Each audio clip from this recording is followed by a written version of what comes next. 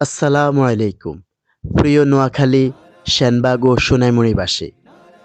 রাজনীতি শুধু ক্ষমতা দখলের মঞ্চ নয়, এটি মানুষের সেবা ও ভাগ্য পরিবর্তনের এক পবিত্র অঙ্গীকার। এই আদর্শকে সামনে রেখেই এবার আপনাদের মাঝে এসেছেন এক দৃঢ়চেতা, শিক্ষানুরাগী এবং আপোষহীন নেতা অধ্যক্ষ মাওলানা সৈয়দ আহমদ। তিনি বাংলাদেশ জামাত ইসলামীর পক্ষ থেকে আপনাদের প্রতিনিধিত্ব করতে সংসদ নির্বাচনে প্রতিদ্বন্দ্বিতা করছেন। একজন শিক্ষকের হাতে নেতৃত্ব। অধ্যক্ষ মাওলানা সৈয়দ আহমদ একজন খ্যাতিমান শিক্ষাবিদ। তিনি জানেন একটি সমাজের মূল ভিত্তি হলো শিক্ষা। একজন অধ্যক্ষ হিসেবে তিনি যেমন হাজারো শিক্ষার্থীর জীবন গঠনে ভূমিকা রেখেছেন, তেমনি সংসদ সদস্য হিসেবে তিনি নোয়াখালী ২-এর প্রতিটি নাগরিকের জন্য একটি উজ্জ্বল ভবিষ্যৎ নিশ্চিত করতে চান। আমাদের বিশ্বাস, যিনি শ্রেণীকক্ষে শত শত স্বপ্নকে বাস্তবতায় রূপ দিতে পারেন, তিনি জাতীয় সংসদেও আমাদের এলাকার সম্ভাবনাকে নতুন উচ্চতায় নিয়ে যাবেন। সেবায় যার ব্রত, জনগণই যার শক্তি।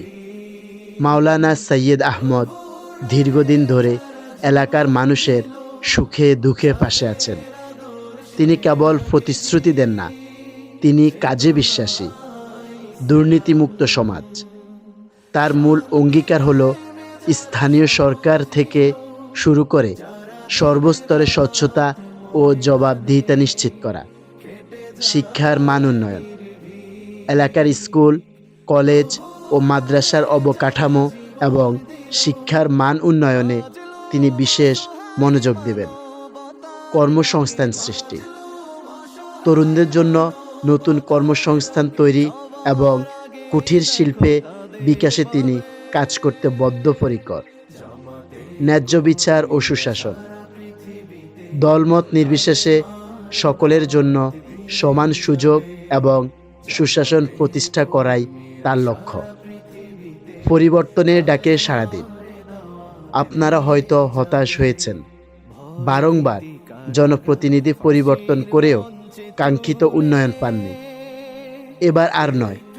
অধ্যক্ষ মাওলানা সৈয়দ আহমদ কোনো সাধারণ রাজনীতিবিদ নন, তিনি এলাকার একজন নিবেদিত প্রাণ কর্মী ও অভিভাবক।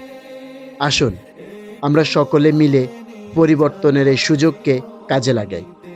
একটি সমৃদ্ধ, নিরাপদ এবং উন্নত নোয়াখালী ২ গড়নে তার হাতকে শক্তিশালী করি। আপনার একটি মূল্যবান ভোট আমাদের ভবিষ্যৎ প্রজন্মের জন্য একটি উন্নত বাংলাদেশ গড়ার পথে মাইলফলক। ইনশাআল্লাহ বিজয় আমাদেরই হবে।